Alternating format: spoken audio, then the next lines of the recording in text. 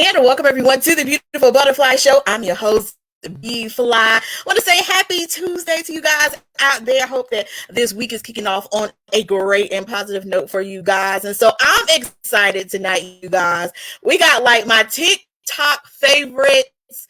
I mean, I'm not going to tell y'all how many times I'm on their TikTok page, but we might get into that later. But tonight, the Polar Bays are here, you guys. And so tonight, Ashley, Geraleese, and Sade, which is their real names, they're going to be joining us. We're going to be talking about their book, Out of Season, a coloring book sprinkled with poetry. So I'm excited. I'm excited to have them on here tonight. So we're going to delve into their book. We're going to be talking about poetry, marriage, relationships, mental health, all of those things tied up into one tonight. So as always, we ask that you guys share the show, Facebook, Twitter, Instagram, all those great places. Let everybody know that the Beautiful Butterfly Show is on this evening. And so we're not going to delay. We're going to bring these awesome ladies in here.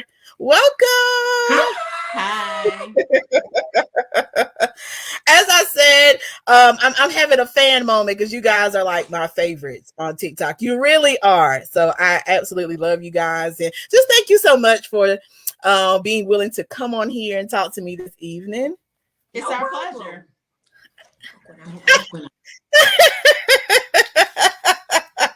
I love it. And so, of course, for the folks out here, this may be their first time seeing y'all. I don't know why, y'all, because they're kind of a big deal in my book. But I'm not. To introduce yourself. So we'll start with Geraleese. So tell us a little bit about yourself. Who is Geraleese?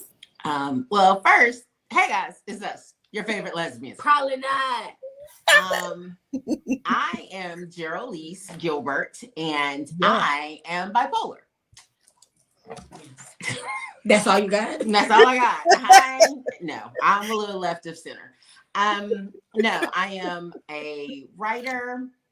I'm a wife. I'm a mother. I reside in the great state of North Carolina. Yes. In Raleigh. But I spent a great deal of time in Maryland, in PG County. I am an accountant by trade. Yeah. But I'm not practicing. I own an Etsy shop, and I am in love with Sade. Wow. Oh, wow. She must love me today. That's great. My meds are working. And Sade, tell us a little bit about yourself. Who is Sade? Oh dear, that's a loaded question. I'm essential spouse. Yeah. Wife. Born and raised in North Carolina. Did a little brief stint in the Midwest. I work in IT sales. That's why I'm essential. Wife, mother, or bonus mom, as people like to say. I wear many hats, but most of all, I'm her favorite support person. Awesome. That is amazing. And so tell us a little bit about how you two actually met. How did you meet? How did this all begin? I've kind of heard peaks of this, like I said, through the TikTok and YouTube, but I'm going to let you guys share it. So how did you meet? Who made the first contact? So I have a friend. So I was not dating. Yeah. And I had a friend who wanted me to get out there and date. And so they made me a profile on this website called Plenty of Fish. But the issue is they made the profile, but didn't tell me. It was the sketches profile. It had like 7 words and 3 photos that they had taken off Facebook from 100 years ago. And I kept getting these random pop-up messages, but I thought they were spam. So as they would pop up, I would delete them. Fast forward like 2 weeks, and she says, "Hey, have you met anybody?" And I was like, "It's hard to meet somebody from my house." And she was like, "No, I signed you up. I thought you'd see the messages and messages them back." I said, "That's sketch." So after she did that, what you need to know about me is I spent a lot of time getting rejected. Like as a child, as an adult, I got stood up a lot. Okay. So the fact that these people were emailing me, I thought it was important that I respond to let them know, hey, I'm not looking for anything. I'm so sorry. This was a mistake. I'm sure you're lovely. And one day I was online, you know, just trying to figure out how to get off of this website, which is very difficult in case anybody was wondering. And Bae popped up and slid into my DMs. And I was just like, hey, girl, I'm not looking for anything. That's not what you said. What did I say? I said, I was like, hey, I'm new to the area. I had just moved back to Durham from Chicago. And I was like, I'm new to the area, looking for a tour guide. And she mentioned food and cooking. So I'm like, you know, maybe show me some new restaurants, so on and so forth. Now, she doesn't know how long I was gone. I was only gone 2 years, but that's neither here nor there. You know, I needed a tour guide. And what did I say? She said, I'm poor. I might can meet with you once a month. Because I was. Well, she was keeping it real. She was just letting you know where she was at. But I was inviting her. So why would you say I'm poor? Because her profile said that she liked men. Oh my God. God. So I thought that you didn't even notice. For the record, she didn't even know that my profile said this until like 3 years later. Oh, wow. But she said that she was looking for a friend and somebody to hang out with. And I didn't have a lot of friends. And I was just like, okay, cool. I'm poor though. So you should know that our meetups are going to be like far and few between. Like I've got to save up in order to go out to eat. Right. So we started talking like via message or whatnot on Plenty of Fish. And at 10:30, like for 2 days straight, she was like, okay, I'm going to go to bed. So in my mind, I was like, yo, she's got a husband, children. She's just out here like, what are you doing that you're going to bed at 10:30? I'm like, oh, she's cheating. Like, this is crazy. Come to find out, she was just sad because she was going to bed at 10:30. So anyway, we start talking about that. She went to bed. But so she says, but here's my number. Me. So I call her the next day. Then I stressed. So I was like, I can't call her at 8 a.m. I look thirsty. I gotta wait till like after she's had coffee. So I call her at like 10. And she answers, but she butt answers. So instead, I'm only hearing her co-workers have a conversation about Jamaican food and spades. And I'm like, hello, it's me. Hello? She didn't hear me. So I get off the phone and I text her. So we start texting. And then eventually we went to Starbucks in Durham and we had our first date. And it's been a roller coaster ride since then. So fast forward to now, you're married. We have children in the mix, grandchildren. No, we do not have any grandchildren. Relax. There are 0 grandchildren here. None. Well, baby, yeah. So baby Milo, okay, yeah, we don't want to, yeah. But we have baby Milo now. We do have baby Milo. Baby Milo belongs to Teen Mom. Yes. Which are my cousins. Which are her cousins. Okay. So we're Tia and Sade. But people are definitely calling us grandmas. So okay, I'm sorry. She's actually offended. People call us grandma. Yeah, Lisa's like, no, we're not putting that out there in the Thank you. That our kids, we want you to not do that. This is not the energy we want to give our adult children. They won't do that. No. Absolutely. And so of course, as I said, tonight we're talking about you guys' book Out of Season, which is phenomenal. Phenomenal book. And I actually have a friend of mine now who's reading it. So if you're watching, get it back. Can I have it back? But what inspired you guys to write this book? Whose idea was it to actually start this process of writing the book? So what happened was, as my diagnosis was, so I'm newly diagnosed, and by newly, like maybe 2 years, maybe like 2.5 years. Okay. So I've been bipolar this whole time, but like Bae likes to say, red flags look like Six Flags when you're having fun. A blast. Right. Okay. And so I was a lot of fun. Come to find out, a lot of that fun was mania. So as we found out and as we were learning to cope with it and whatnot, my talk therapist suggested that I start to journal. And from the journaling, the words just flowed differently. And so at one point in time, Bay and I had a little tiff.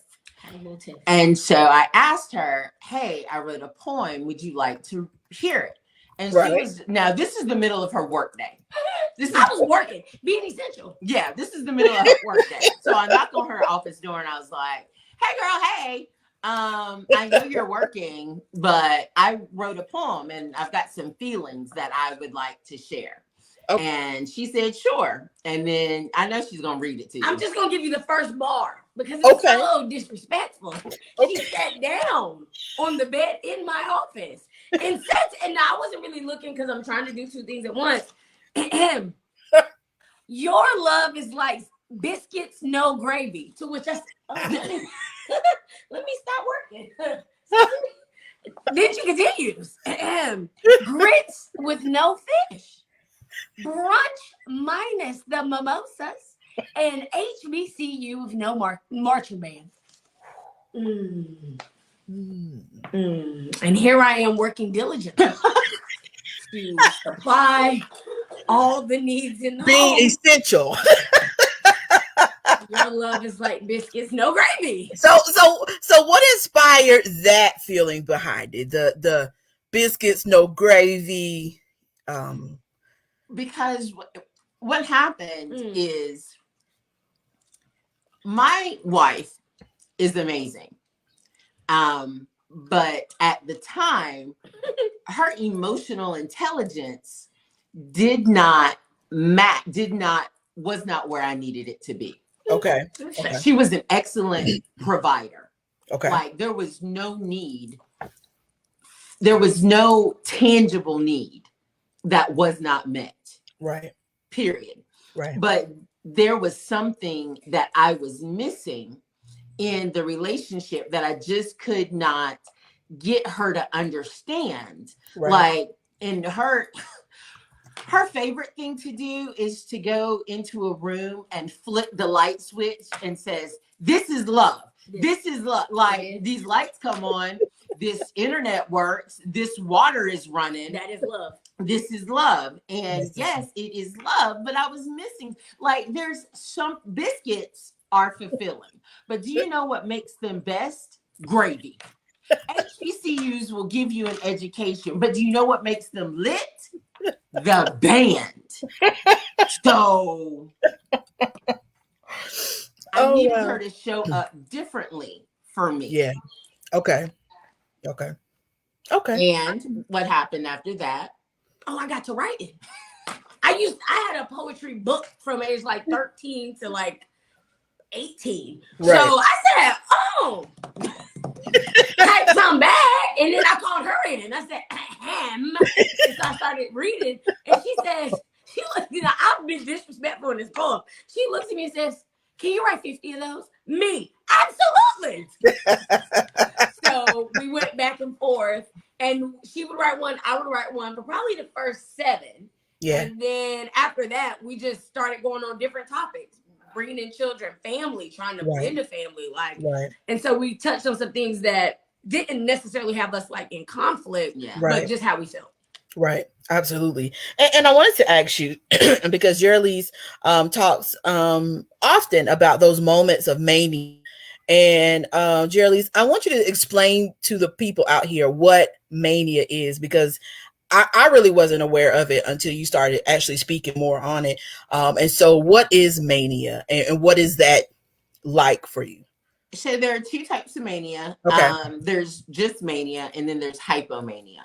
Okay. Hypomania typically lasts longer and it is not as intense. Okay. So hypomania is what I was experiencing when Sade and I first got together. Okay. And the hypomania caused me to hyper focus on her, our relationship, her needs. I was cooking like 4 or 5 times a week. Wow. By the time she got home, the bed was made, house was clean, dinner was done. On the weekends, I was crafting. I was in the street, like we were in the streets, and lack of sleep, and lots of liquor. No, I'm just giving you just doing this while drinking because she doesn't know. Because I don't know. Yeah. So I'm literally a fun time. And I've been a parent all of my adult life. I had my kids young. And so when we first got together, Sade said that she was gonna run back my 20s for me. And so we went to bars and clubs and fairs and festivals. We were outside. Yeah, we did it all. And then there was a lull. Mm-hmm. And the lull just looked like me going to work, me struggling to make the bed, me struggling to do almost anything. And so she viewed it as just depression, which is fair. And then the lull evened out. And I was not sad, but I was not as active. Okay. And we had been together long enough that made sense. That was reasonable. Like not the honeymoon stage was over, but we were settling more into a routine. That's hypomania. Okay. Hypermania is I cannot sleep and I'll go days. That's the worst one. Without sleeping. Wow. These braces I have are mania.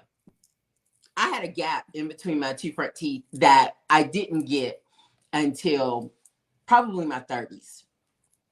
And I was brushing my teeth or doing something, and my top lip got stuck in that gap, and I was mortified. Like, girl, what is happening? So I make an appointment that day, and there was an orthodontist that did free consultations. So I called to make an appointment like for later on in the week. And they said, oh, we can see you today at like 2.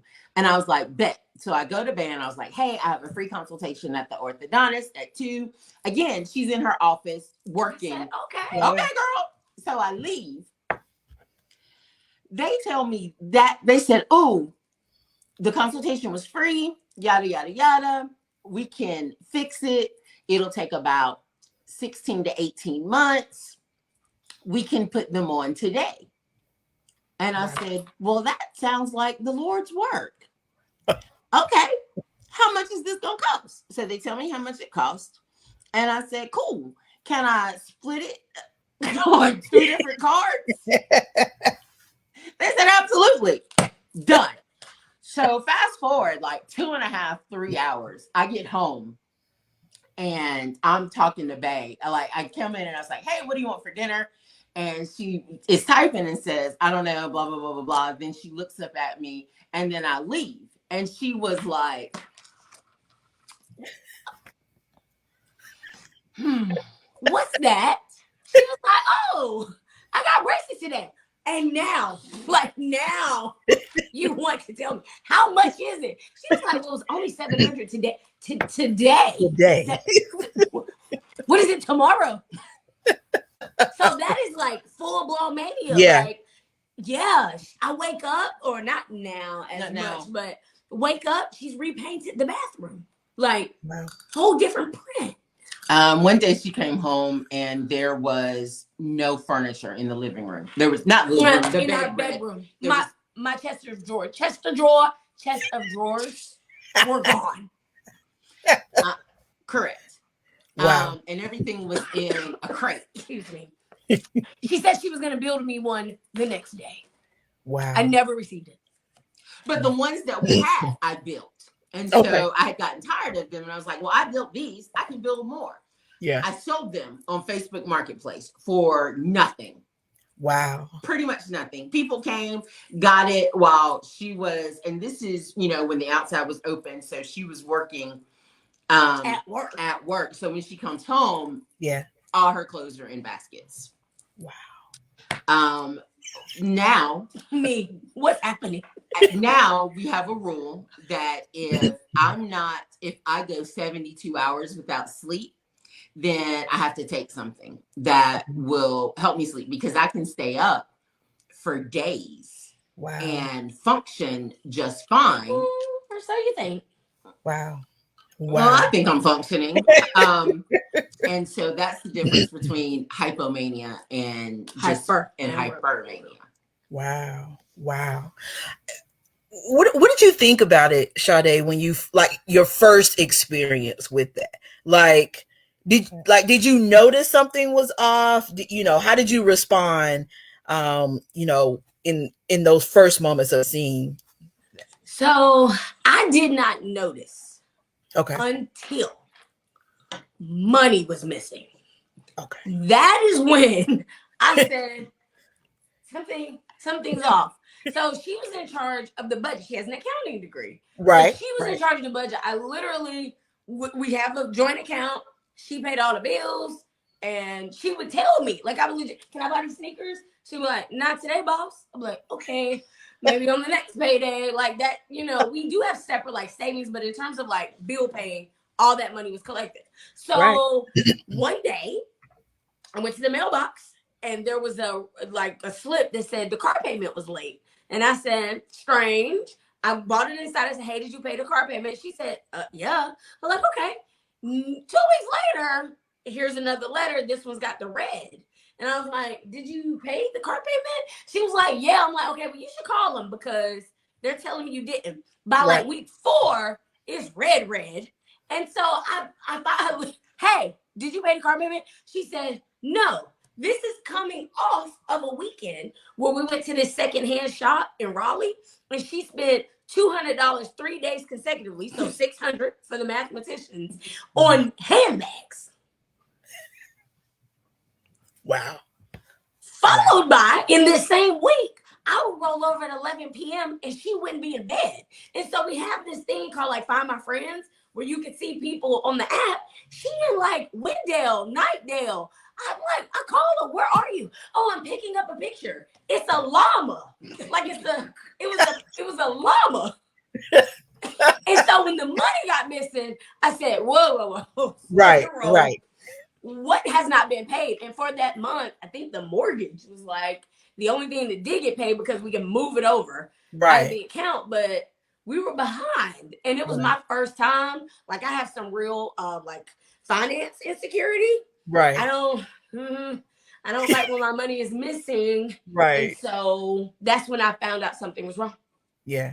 That was the first telltale sign. Wow.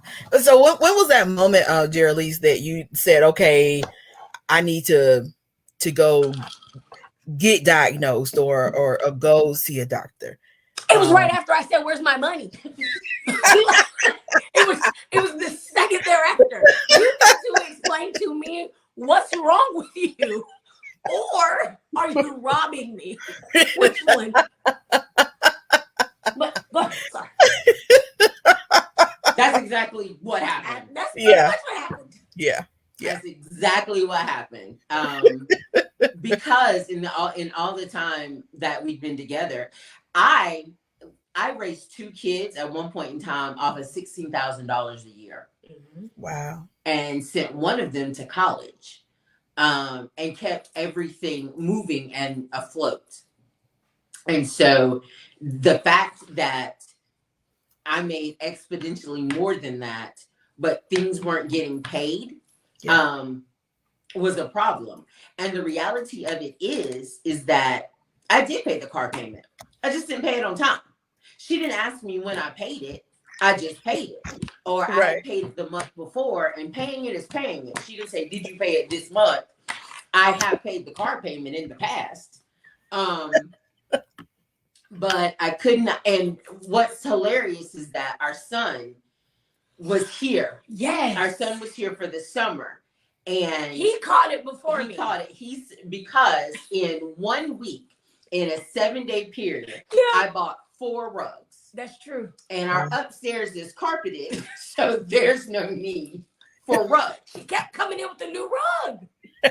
And my son and our son said he was home from college over the summer, and the first rug he was just like, Geraleese, you've carpet upstairs. Why do you need a rug? I said to pull the room together. Then I got another one, and then I got one for his room, and I was just like, put this rug down. He was like, no. I said, put the rug down. He said, no. He said, this is stupid. I said, put the rug down or I'll do it myself. And Bay comes in and says, Jesus, if you put the rug down, she'll stop talking to you. And so lo and behold, and then the two of them had a conversation where he was just like, yo, there's something wrong with your wife. And she was just like, if she's not bothering you, or let her fly.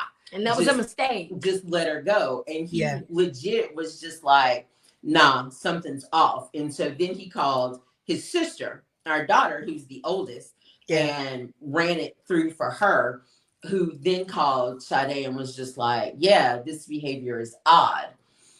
And so we were also in marital counseling then. So it wasn't like we got it after. We were in counseling. And when our therapist started asking her more questions, because I told him about the money, obviously. Right. And he was like, So he started asking more questions. And he was like, And then he was like, let me refer you to a psychiatrist because I'm a psychologist. Right. And then that continued for like a year.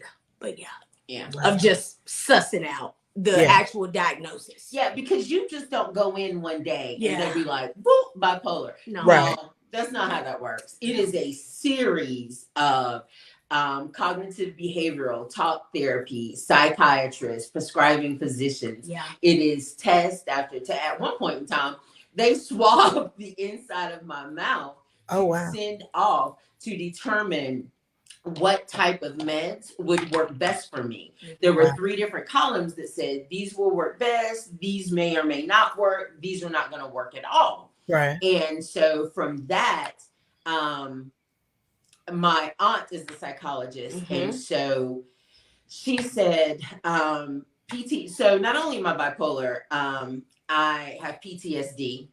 And I am a massive depressive, and I have high levels of general anxiety. There was a point in time where I was afraid to go to sleep for no other reason than I didn't want to close my eyes. So, and I have some trauma in the past that caused me to have PTSD, which is understandable. Right. And so every time they would come up with a diagnosis, I would call my aunt.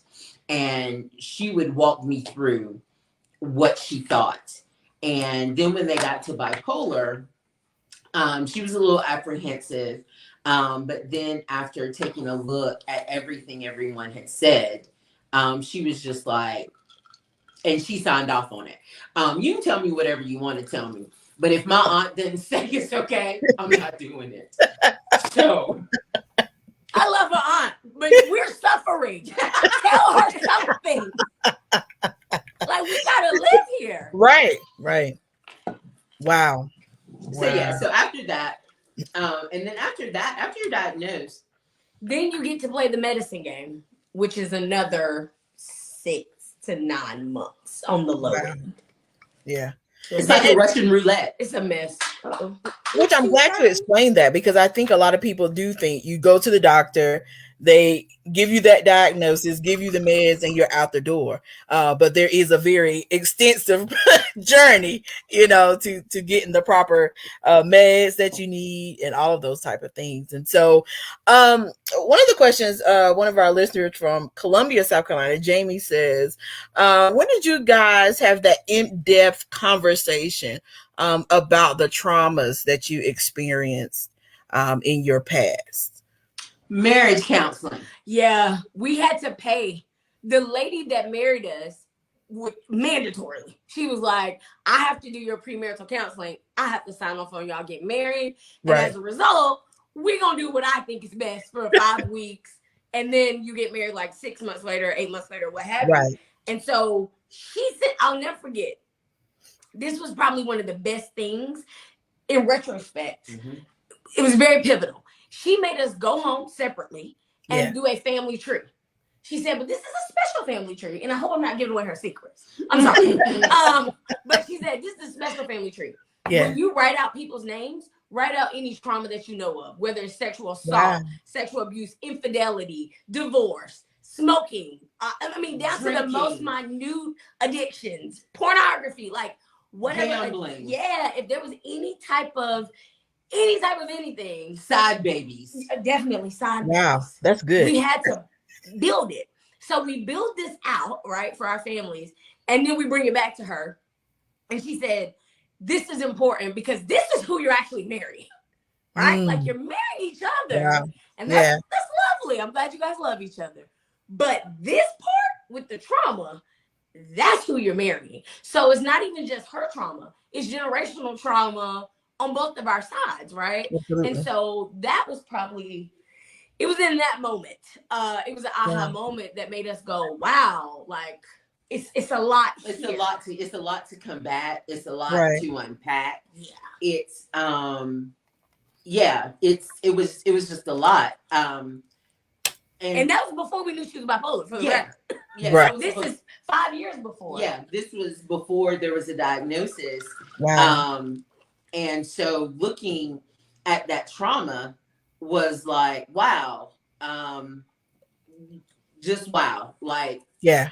Everyone is crazy in our family, and how are we going to combat that? How are we going to mesh these things together? Right. And so I don't have a problem telling people, and I have a close family member that's a crackhead. Period. Point blank. We both did. But yeah, I didn't want to tell your business. Okay. So I don't do drugs. Yeah. I don't do any kind of drugs. I don't recreationally. I don't smoke weed, like none of that ever, because I have an addictive personality, and I know that my family is easily addicted, and so that's just not a chance that I can take. Right. I can't do it. Right. My family, because we get addicted easily, we're a big family. We're a big boned set of people. And so, you have to watch what you eat, because we eat our feelings. If we're happy, eat. If we're sad, eat. If we're in trauma, eat. For sure. So that's another thing that, and it was a lot for us to unpack and deal with. Absolutely. And speaking of unpacking, one of the poems in the book, which I found kind of humorous, was when Sade wrote about the Starbucks. I think it was the Starbucks of her, and she talked about meeting you in Starbucks. What was the situation behind Geraleese's ex? I was like, wait. No, I'm telling you. I'm snitching. All right.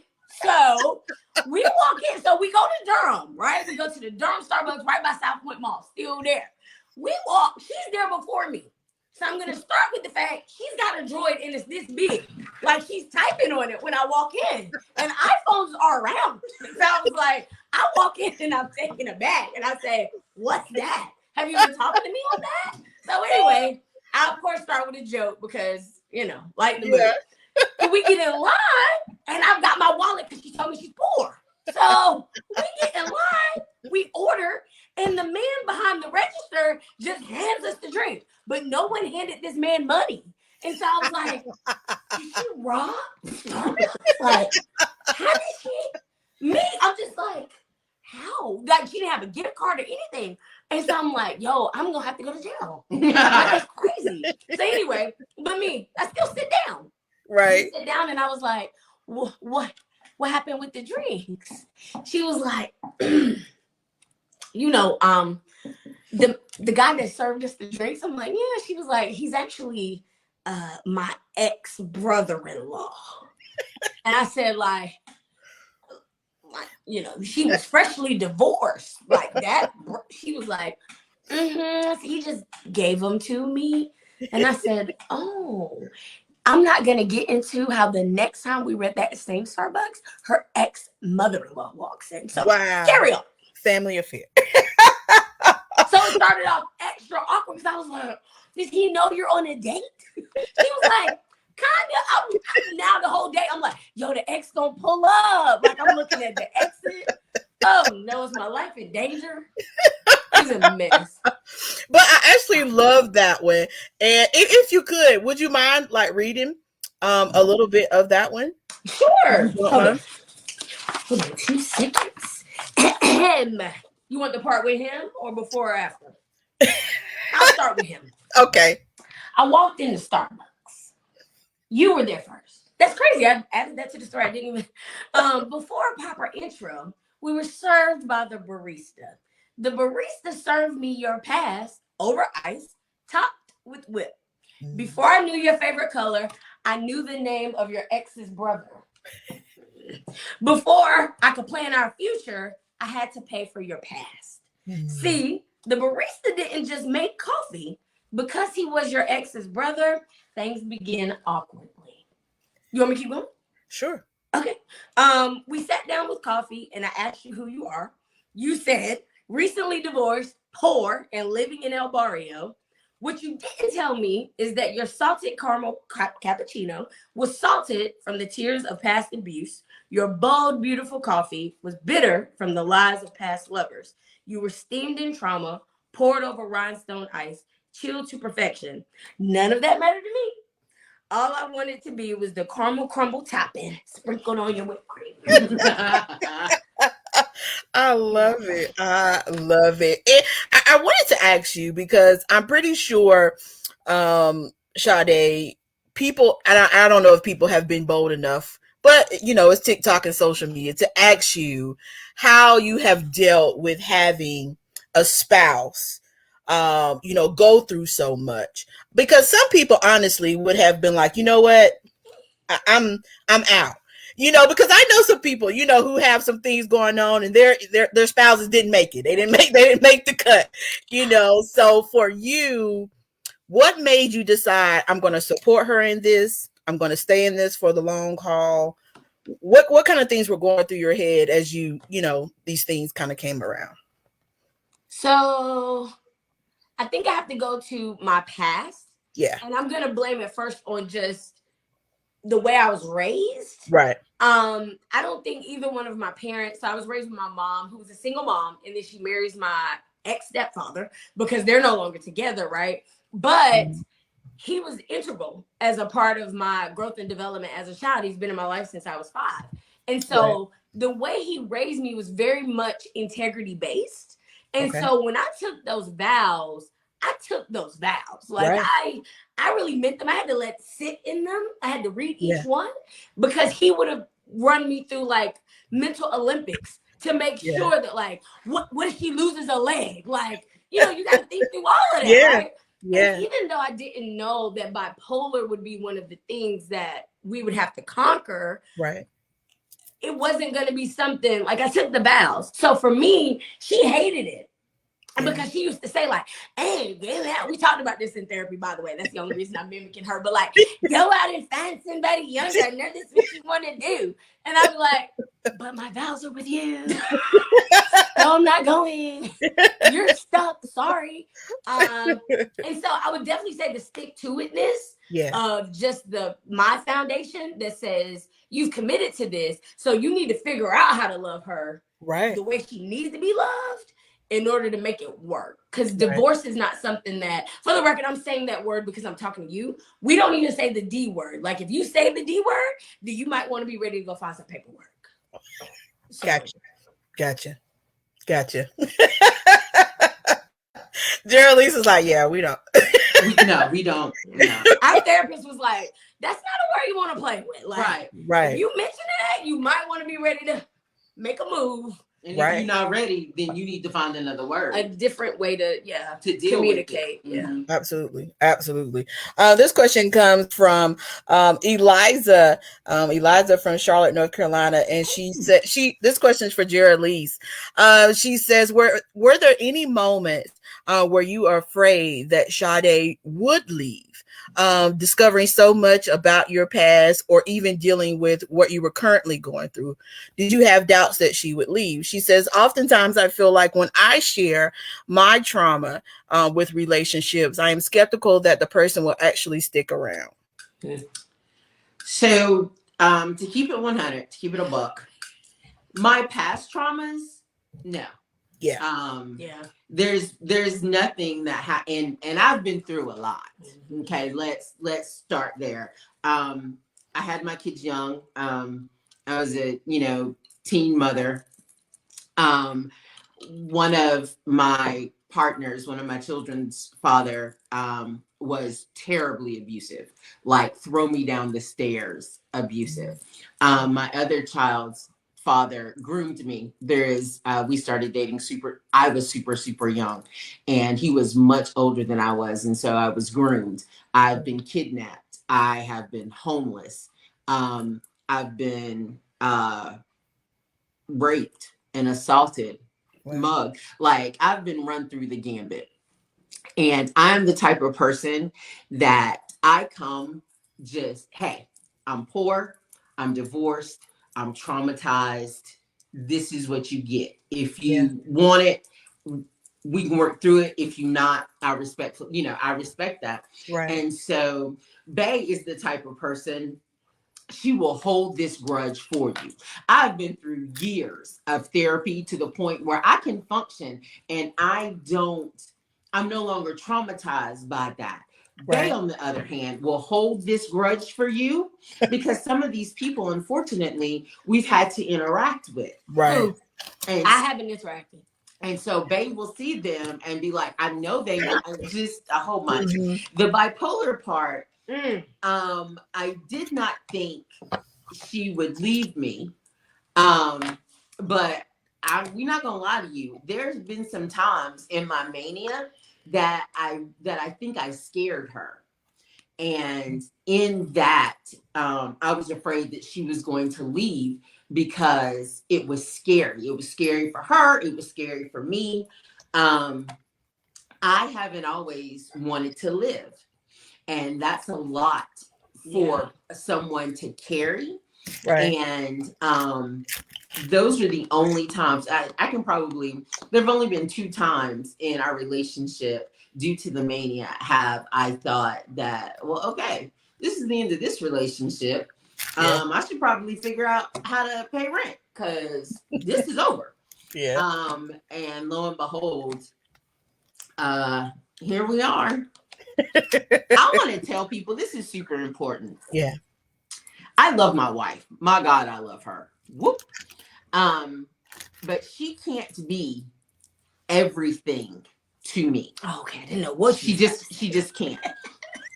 I have, and when you go to therapy and when you deal with trauma, I have a core support group. That's very important. Yeah, like I have it's called an action plan. Mm-hmm. So when I am, because like I said, Bay's emotional intelligence has gotten so much better, like as we've progressed.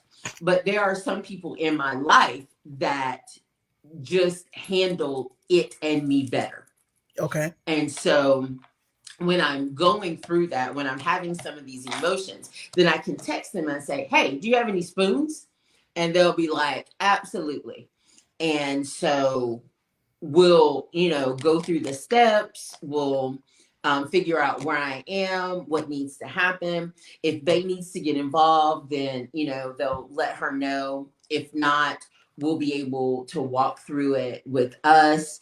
And because it's not fair for me to think that she can carry it all. She just can't. Yeah. Yeah. Absolutely. And so what do you guys do to find ways to kind of, let your guard down, let your hair down? I know you guys do a lot of traveling. I love the fact that you guys were getting tattoos in every place until, recently. I told you guys, like, I follow y'all, but I'm like, oh my God. Yeah, I thought I was going to lose my arm. Mine is fine. Well, it's terrible, but it's. And again, I had to call my support people and be like, if I lose an arm, who's gonna tie my shoe? That's true. Y'all. And let me tell you why I'm pissed. Because I tried to get a tattoo in the DR and they was like, no, don't get it there. It's not safe. And here we are in Europe. Where you would expect that it'd be closer to more of the U.S. standard of health or something, but I had to get a tetanus shot. Okay. And I had to be on broad-spectrum antibiotics for 10 days. She has a question. So how do you lost an arm? It's still there. How do you guys find ways to unwind and just like reconnect with each other? Because I know you guys talk about how you have family in the house now. You got the baby, so things are different. I'm sure there's been a shift. So how are you guys finding the balance in all of that? I'll answer. We do that. Okay, I'll take this one for the team. I think so. It's interesting because I'm going to take it back before I answer. Okay. When we first got together, she was in a 2-bedroom apartment in El Barrio, right? So I ended up moving in, real lesbian U-Haul type situation. Neither here nor there. So it's us, 2 kids, and an ex of one of our kids, all in this 2-bedroom. It had to be no more than like 650 square feet, okay? Okay. So all of us on top of each other. Cool. She would say things like, I don't want to be at home. I don't want to be like with the kids, like not because she didn't love the kids, but because all of us were in one space. And it was just, you can't think. It's me. I'm a new element. Like it was just a lot. And so because in my previous role, when I was out in the Midwest, I had to literally live out of a hotel paid. So I don't want people to think that it's like fancy, but yeah. So they would pay for my hotel stays because I was working with all these schools in the Midwest. So I had hella hotel points. So as a result, when she would say to me, like, I just need a break, I would just go book us a hotel room. And so we do that, like a staycation for the weekend, just to give her a break from the house. And then we come back renewed and refreshed. So I'm kind of using that same thing, just on a different scale. Shout out to my employer. Where, when she gets a little tired, I'm like, let me go find this. Let me go find this somewhere to go. And so we'll do 4 days somewhere else or, 5 days somewhere else, depending upon where it is. And so that's my way of kind of making sure she won't leave me. Because they are my family. Well, I mean, she's married in, but like these definitely my relatives. So, I try to offer her some type of retreat so that she doesn't feel like, she's constantly having to share her home with others. We also spend time apart. Yeah. We travel separately. Yeah. And then it gives us the opportunity to miss one another. So that when we're back together, we've been apart. And so it's, oh girl, I missed you. Kind of. Yeah, that's true. Awesome. And so the other aspect of this incredible book is that it has color pages, which I'm a big fan of as well. What made you guys incorporate the coloring pages within the poetry book? I like to color. And our eldest also likes to color. We would color like as an adult and as teenagers, like together. And actually the illustrator, Julie Hall, is one of our eldest friends. And they had posted an illustration that they had done. And I was like, yo, that's pretty dope. Some of the poems are kind of dark. Yeah. And it's a lot to read straight through. Right. And so we thought, well, if we sprinkle in, a little levity in there, then it's easier for people to kind of go through. And I find coloring therapeutic. And so I thought it would be something that people could do and help them get through the book. We know some people, we didn't let our family read the book. No, mothers could not read this book. Our children did not. Don't read this book. Don't read it. Do not read it. Because our friends that did read it, be like, are y'all okay? Are y'all okay? Hey girl, what's going on? Because but the reality of it is that the things in this book happen.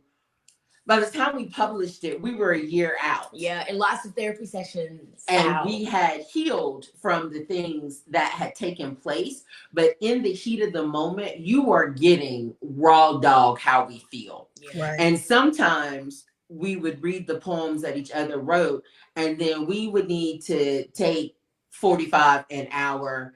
Don't talk to me right now. Right. I need to process this, and then take it to therapy and be like, do you know what she said about me? We were definitely in therapy before it looked like this. Like with sheets of paper, like she told me I am like biscuits with no gravy. Eric, help.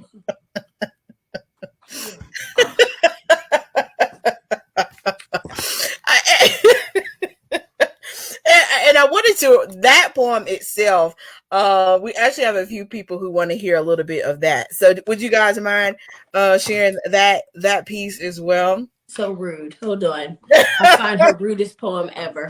I'm early. Hold on. For the record, y'all, because again, we made it, and then I might be, hold on, I gotta get to there you are. A little rude poem. Your love is like biscuits, no gravy. Wow. Grits, no fish. Brunch minus the mimosas. And HBCU with no marching band.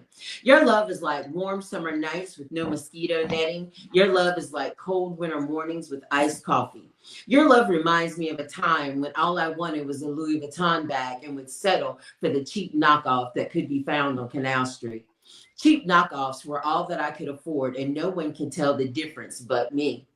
But aren't I enough? Is not the fact that I could tell the difference important enough for me to want more? Don't I deserve more? Don't I deserve biscuits and gravy, fish and grits? Not just brunch, but Sunday brunch with mimosas and Bloody Marys and a bloody good time. Don't I deserve all the laughs that come with what love is? This is not your fault. None of this is your fault. Only I am to blame.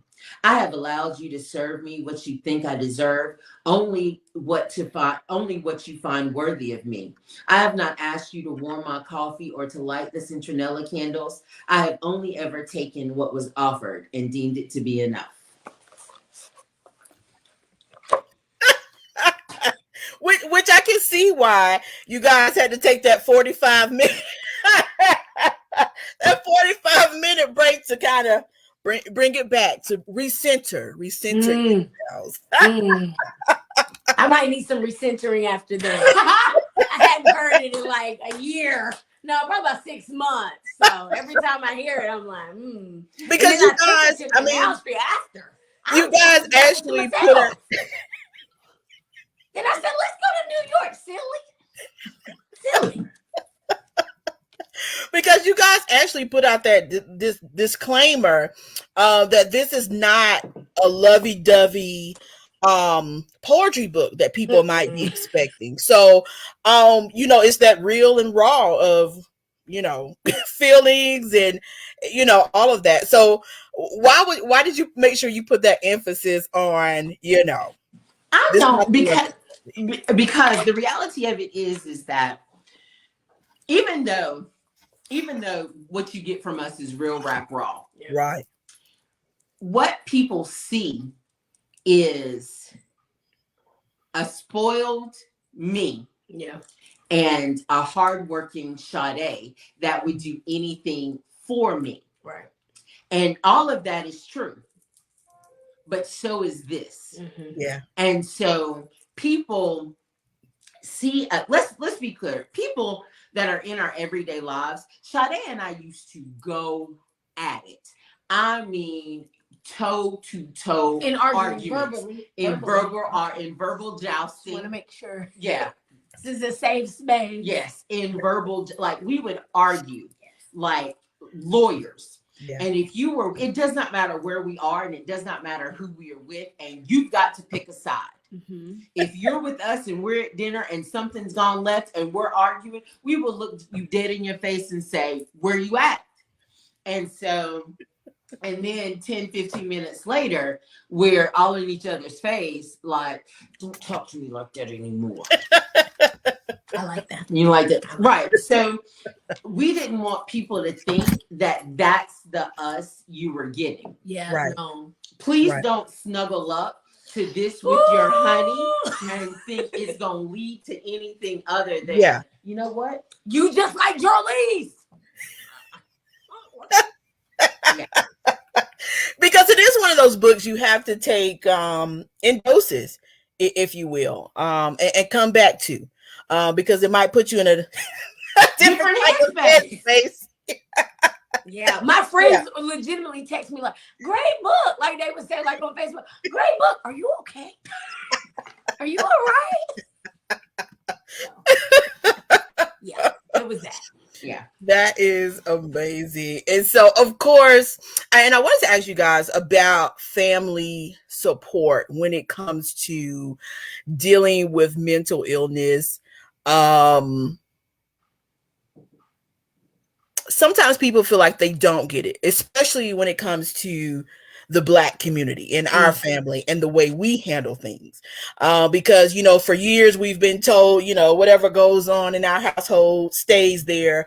We don't talk about stuff outside of that realm. And so how have you two chose to create a healthy dialogue when it comes to mental health?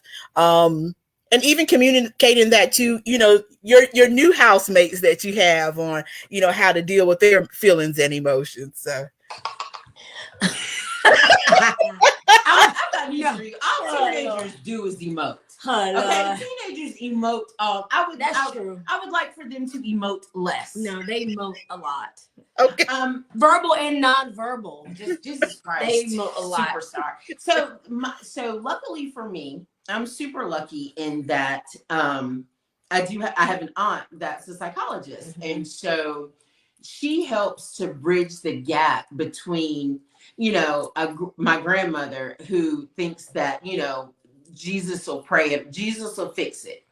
And my aunt is just like, you can have Jesus, the therapist, and medication. Like, it's okay, sis. And so I just continue to talk about it. Okay. Even if it makes people uncomfortable, I'm comfortable with it. And so I'm going to talk to you about it. When I worked outside the home, I had a terrible employer. It was just terrible. Like, it was traumatizing. And one day I called my mother and I was falling apart. Yeah. And my mother said, it was a Wednesday. My mother said, with a straight face, pull it together. You cry Friday after 5. And I said, what? She said, you cry Friday after 5. After 5. Get through the rest of this week. And I was just like, this is so unhealthy. But what did I do? I pulled it together. And cried. Friday at 5:01, it all fell apart. Thanks a lot. They had to come get me. Falling apart. In the bathroom. At work. And my grandmother once asked me, she says, do you keep telling people that you're crazy so that when you do something, you have proof? And I said, no, Grandma Barbara. I just am crazy. And she used to tell me, you can sit over there and cry in the corner if you want to. Don't nobody care but you. Wow. I think that the good news, one of the things she didn't mention, though, that makes us so blessed is that, one, she raised both of our children in their formative years. So they are very much used to kind of her mannerisms and behavior and things like that. And though now as adults, they can look back and be like, yo, that was definitely mania, right? Like they can look back at some things that happened in their life, but because they're adults now, they too, have explored and gone to therapy and have talk therapy and things like that.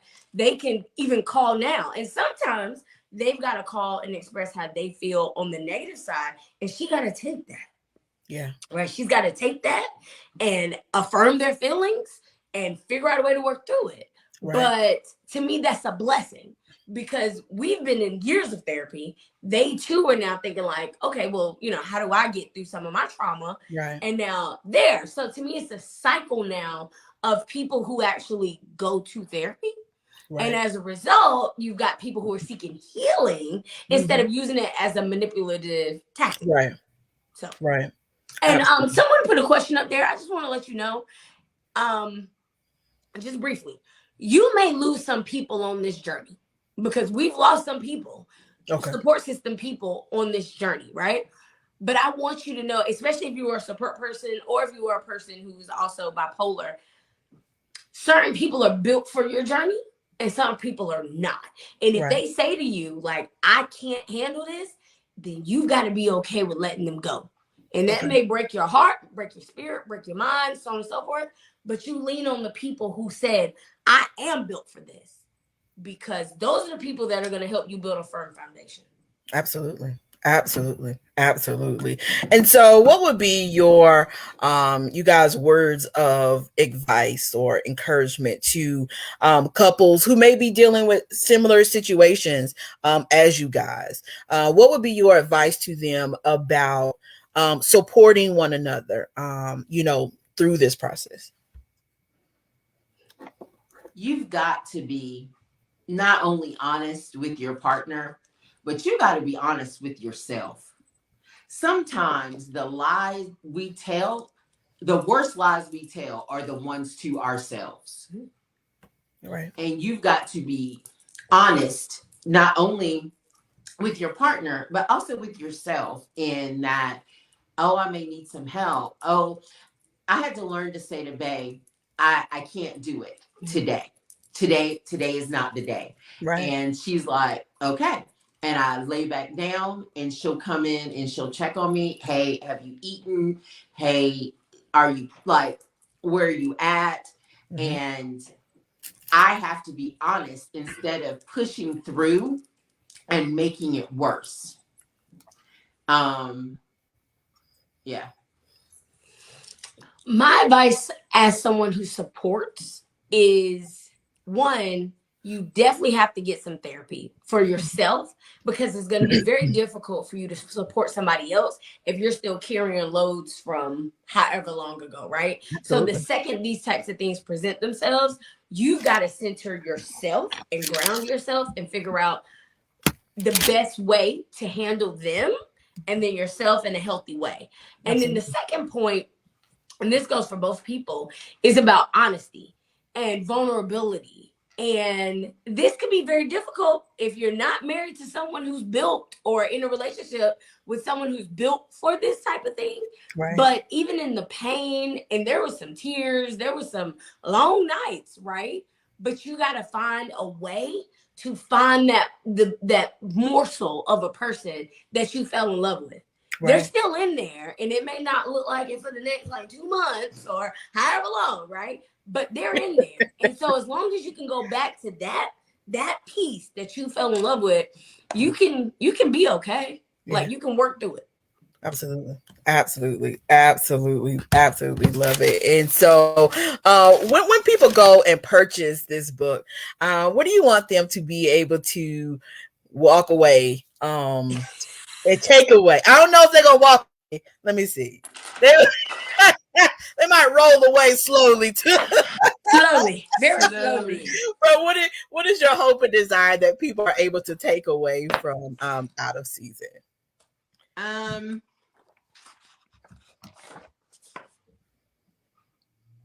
can go first if you want. Yeah. I get your body look. That's because we've been together that long. My first takeaway is just, this is authenticity. Like, there couldn't be we could not be any more open.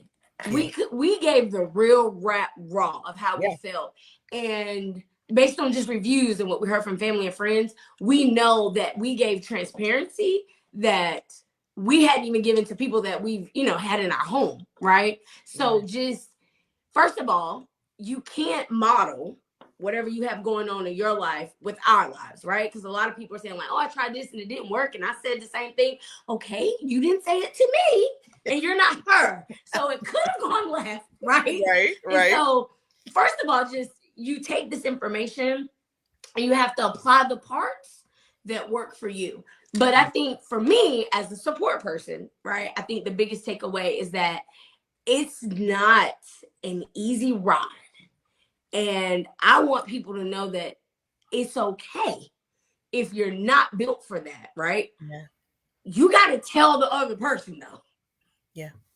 If you can't handle it, then they need to build a support system without you. And that may hurt your ego and your pride and a lot of things. There were certain points at which I was not her support person. Right. Because I couldn't support her. Right. Yeah. And so there's a work that has to be done. And if you're not willing to do the work, then say that sooner rather than later. Absolutely. What I want people to know or take away from the book is I want them to see that we're still together. There's some things that are hurtful and, like she said, and raw, but through it all, we're still together. And again, I'm not saying that we've made it to the other side. No, we still struggle, but we struggle together. Yeah, right. And read the book and know that there's some rough patches, but that if you have someone that's willing to go through the rough patches with you, then that's your person. That it doesn't matter what you're going through. Your person is your person. Right. And even it's okay to have more than one person. Mm-hmm. Shout out to my support system. Mm-hmm. Like there are not enough words for me to thank the people that show up in the midnight hour when they just cannot. Or when she's saying something wild and they say, Sade didn't say that. Like, we've met her. What did she actually say? She said, pack all my stuff and leave. And she said, she's not buying you that particular bag. It's the same. She doesn't love me for real. Like, that's not what she said. Like, that's not what she said at all. Absolutely. What do you guys think holds your marriage in a different regard? What keeps you guys solid with each other? What is you guys' foundation that keeps you guys solid, keeps you going? You know, what keeps you going in this marriage? For me, it's her. Yeah. Like, I loved her. I literally was walking away from her. She was like, oh, can I hug you? I had just gotten a haircut. Had an afro with the mess. When we were in Starbucks. And I was walking away. Yeah. And she literally came up behind me and goes like this. And y'all, I said, just do it with me. Just do it again. Just do it again. I sank right in there. And I ain't been the same since. Like, I ain't left. Yeah. And so for me, it's literally, even in the tough and the rough, like, she's done some wild things. Yeah. But I have to go back to that moment where I'm like, when I took vows, right? For me, that's a very important, solid structure, right? Absolutely. Like, that was very important before the Lord specifically, because I love the Lord. Yeah. We entered into covenants. Yeah, and to we me, believe in covenants. That's top tier. But the second part is that, like, sometimes, babe, we didn't talk about the friend bubble. The friend bubble, and I'm gonna do it briefly because I know we're over time, but we have a safe space. It's called the friend bubble. Okay. And if we have something to say to the other person that could ruffle a couple feathers, or girl, I spent our bill money, we gotta say it in the friend bubble so that you get to deal with your emotions in there, and you have to talk in third person, so it's not like you're attacking the person. Right. It's like, my wife spent my last $200, and she has to give advice as if she's not her. Like, well, did you ask your wife if she was having a rough week? I don't care. Right? But we give ourselves the freedom to express that in the friend bubble and in therapy. But that, I think, has definitely kept us solid and honest. I love that. The honesty. I don't know if anybody else that follows us on TikTok, but one of our latest TikToks were where we were dancing. And that is, bruh, there is something about my wife that endears me to her. Yeah. Like no one I've ever met. There's a safety in her. There is, and that's what our foundation is built upon. There's a covering, being with her. I know that regardless, whether we have $2 or $200,000, I know that she is going to cover me, that we are going to be able to figure it out together. And that endears me to her because I've been poor and homeless and just a myriad of traumatic things. And I don't feel any of that when I'm with her. Wow.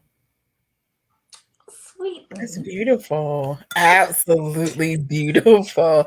And so for the folks out here, tell them where they can go to purchase a color out of season, a coloring book sprinkled with poetry. What? You can go to Amazon.com. Please go. And just literally out of season, a coloring book sprinkled with poetry. It looks like this. Or you can do it through her Etsy. You can do it through my Etsy. If you want a special note. If you want it signed. Like, you want... I don't know if it has that person's name. Okay, no, it doesn't. But like, we will sign it. If you buy it through Etsy, we will personalize it. At Etsy, it's the Polar Bays with an S. Okay. And you can buy it on Etsy, and we'll write you a little note and send it to you. That is absolutely awesome. If you guys are not following them on TikTok, you are missing out. And I just want to personally tell you guys, I actually discovered you guys last year when I was in the bed with COVID. And so, and actually our whole household had COVID at that time. So we were all separate bedrooms. And so I found you guys. And so actually I found you guys a little bit before that. And so I saw where Geraleese made t-shirts. And so I had contacted her. Let me back up a little bit. So she made this for my family's Juneteenth event. We had our first annual Juneteenth event last year. And I was like, yes. So then after a while, I kind of fell off. So then when I got COVID, you guys were that inspiration. I laughed, I cried at different moments when you guys were doing stuff, but I just love the transparency, and I feel like this is what we need. We need to see the realness that goes on in people's households, and you guys have shared that, from being just you two to more people in the house and cute Milo. And so I just want to thank you guys for uplifting my spirits during that time, because it was a very difficult time. And so I appreciate you guys. We're so glad that you're better. Yes. You and your family. Yeah. That's tough. Yeah, definitely. And so I wanted to ask you guys before we go, with this pandemic, all of the things that have been going on, what have you learned about yourselves individually? Or maybe collectively during this pandemic? Which one of you guys want to start? Okay, so I'm not gonna be shady. Okay. Because I may or may not be going through some things right now. Okay. But without saying any names, when the pandemic started, we had taken in one of my friends, just a rescue from a tough situation, and that did not pan out the way I thought it would. And just through the course of working with a teen mother and a teen father and a baby and a brother, I'm learning something new every day. And so there's that. But throughout the pandemic, I think, first of all, and the part of this is with her diagnosis, because this was right before the pandemic, is that compassion Now, I'm going to be less compassionate going forward. I'm just telling the world. But because I was able to learn so much in therapy about just being open, because pre-therapy, Sade was not that way, right? I was a very no first, and we'll figure out the rest later. I've been very open to expanding my territories, if you will. And that's come with challenges. There's a good word. Some good challenges. Okay. So I think the pandemic has taught me, one, to cherish time, because as a country, we lost 800,000 people plus.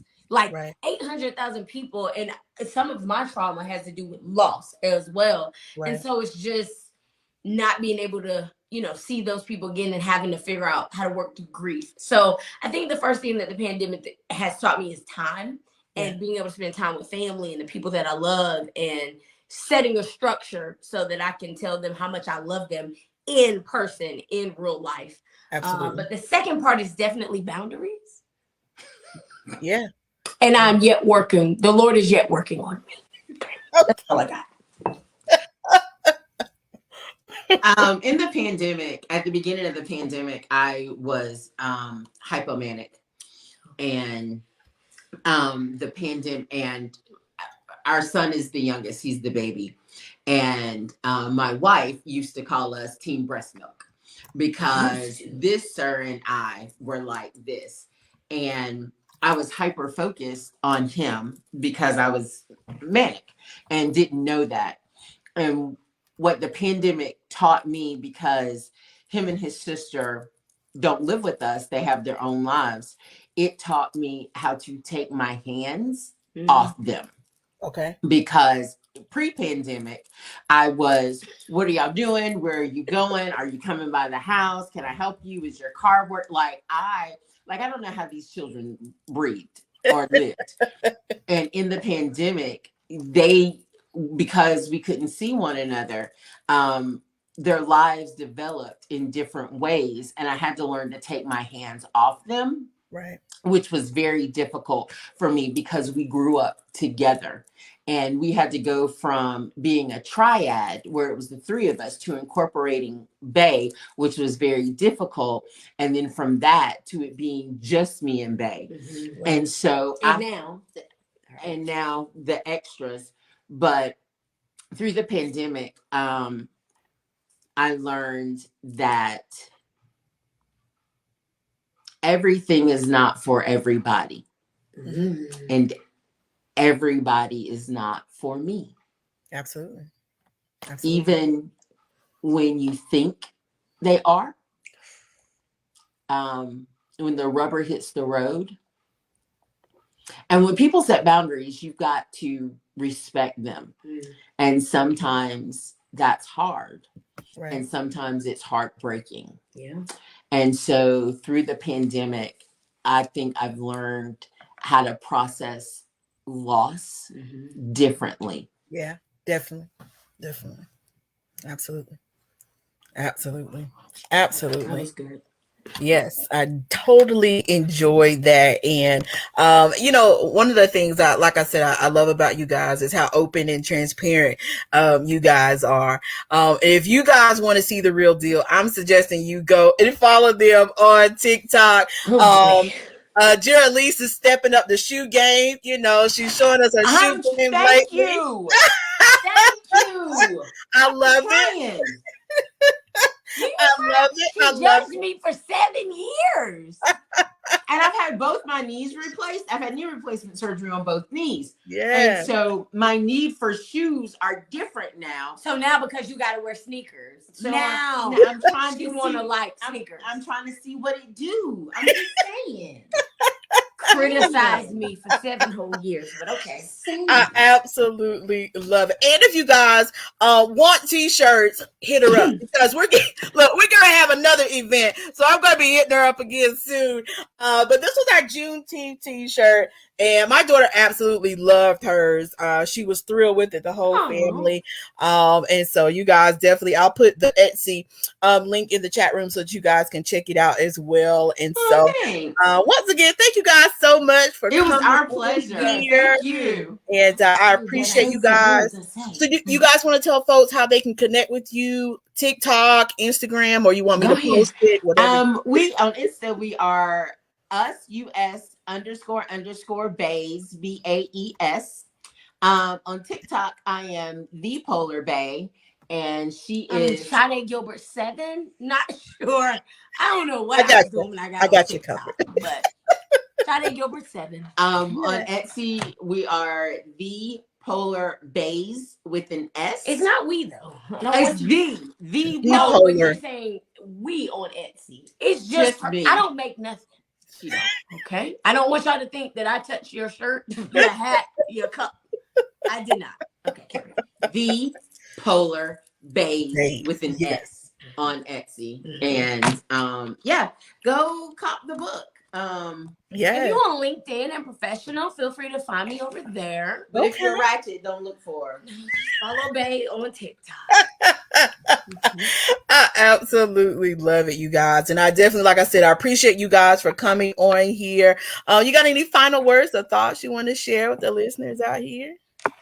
I just want to thank you. Yeah. And for giving us the opportunity to continue to destigmatize mental health. Absolutely. Especially surrounding women, surrounding the Black community. Just because my disorder is invisible doesn't mean it's not real. It's real. Okay. Absolutely. Real. And I would just first of all say thank you so much. I appreciate you taking up the time out your schedule to talk with us. But secondly, again, you know, we're here and we will respond. Like, I don't want people to think that we are, you know, no. If you DM us, text us, email, like, we're gonna respond. We're real people. Yeah. And people see us. People see us out all the time, like in Raleigh. So like, hey girl, hey, have a seat. We're regular. You're gonna get us the same way, and we might need you to pick a side in an argument. That's very true. So please be prepared. Look, my fellow North Carolinians, because of North Carolina too. So yes, you guys, and they travel all over. So that's why I say make sure you guys connect with them, because you never know. I ain't taking Bae nowhere else. Now that you done rehash these poems, she ain't going nowhere. That's not true. I'm going to see Jasmine Sullivan next week. No, you're not. If you have the Jasmine Sullivan show in Raleigh, hit us up. We'll be there. There you go. But once again, folks, thank you guys so much for coming on here. To everybody who tuned in who will watch the replay, we definitely appreciate you guys tuning in so much tonight. I will put their TikToks, their Instagram, all that stuff in the chat room for you guys, so you guys can connect with them. They are dope. I'm saying you can stay up for hours, because I have just watching videos. Can I sing to you? Can I sing to you? Yours, mine. I absolutely love it. So we're gonna get ready to get out of here, you guys. But we'll see you guys next Monday as well, right here on the Beautiful Butterfly Show for a very more interesting show. We got even greater guests coming on. We're actually going to have Maya Shaka, who was one of the first Black NFL referees. So she'll be here on Monday. So you guys check her out, and we'll keep you guys posted on that. So with that said, folks, we're gonna get ready to get out of here. Hope you guys have an awesome weekend. You too. And week, all those great things. And so we'll see you guys next time. Thank you, B-Fly. Thanks.